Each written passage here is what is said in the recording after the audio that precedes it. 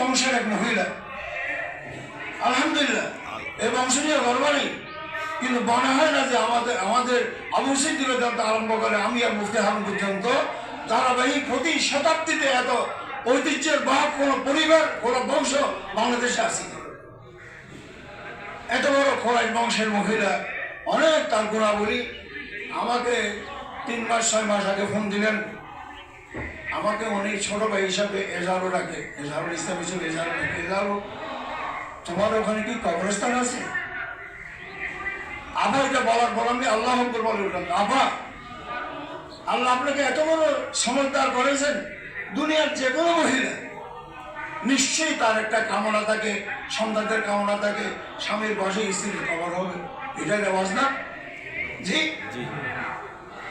ওনার স্বামী তদানীন্তন আওয়ামী লীগ প্রতিষ্ঠাতার মধ্যে অন্যতম একজন শেখ মুজিবুর রহমান যখন আওয়ামী প্রতিষ্ঠা করে, তখন ওই কেন্দ্রীয় কোষাধ্যক্ষ ডাক্তার জাফর সাহেব মরহুম রমজান এমন খ্যাতি সম্পন্ন একজন স্বামী খবরকে উনি চিন্তা না করে উনি এই মাদ্রাসায় আরম্ভ করবেন, এটা চিন্তা করেছেন।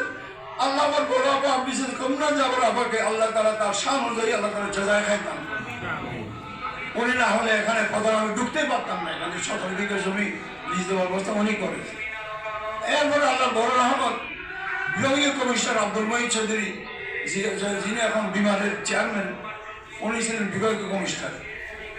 জেলা প্রশাসক ছিলেন জনাব ওমর ফারুক সাহেব, এবং তখন মহকুমা প্রশাসক ছিলেন জনাব দাউদুজ্জামান চৌধুরী সাহেব।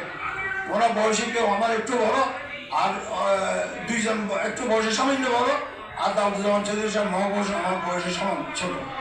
এই 3 জন আমার আশেক ছিলেন।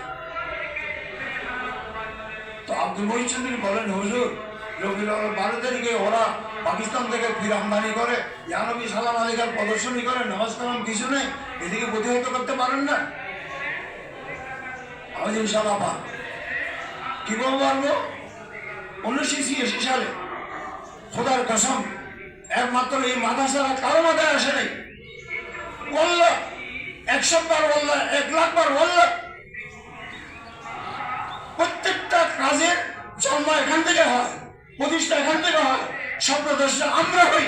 তখন আমরা ওত পথে থাকি এটাকে হাইজেক করার জন্য, মাতব্বরি করার জন্য, লুট করার জন্য, এটা ইহুদিদের কাছে বিক্রি করার জন্য, রয়ের কাছে বিক্রি করার জন্য।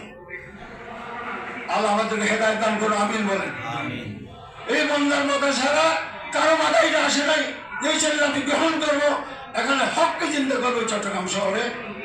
তখন আমি চিন্তা করলাম যে আমি একটা আন্তর্জাতিক ইসলাম মহাসম্মেলন